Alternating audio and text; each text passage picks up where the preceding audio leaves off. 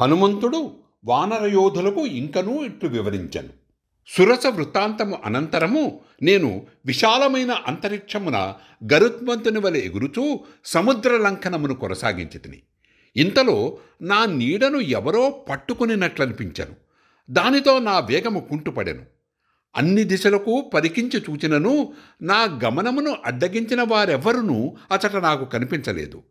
ఈ విఘ్నమునకు కారణము ఏమై ఉండునని నేను ఆలోచించుచుండగా అప్పుడు సముద్ర జలముల యందున్న ఒక భయంకర రాక్షసి నా కంటపడెను.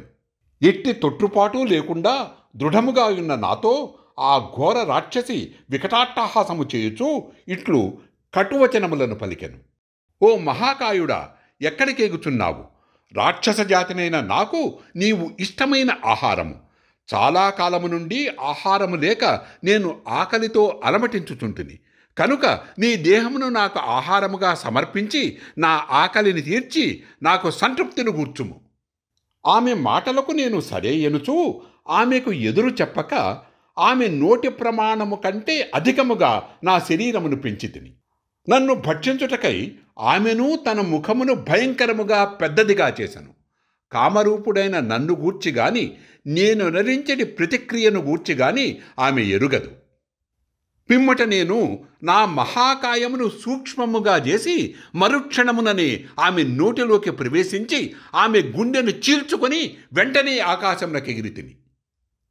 పర్వత సదృశమైన దేహము గల ఆ రాక్షసి యొక్క గుండెను నేను చీల్చినప్పుడు ఆమె భుజసంధులు శిథిలము కాగా భయంకరముగానున్న ఆమె కళేబరము సముద్ర జలములో పడిపోయాను.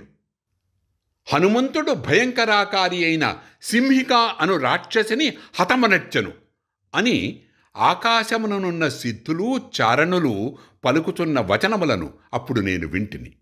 ఆ సింహికను చంపిన పిమ్మట ఛాయాగ్రహణము ద్వారా ఆమె నన్ను చంపుటకు చేసిన ప్రయత్నమును జ్ఞప్తికి తెచ్చుకొనుచూ ఆకాశ మార్గమున పురోగమించితిని.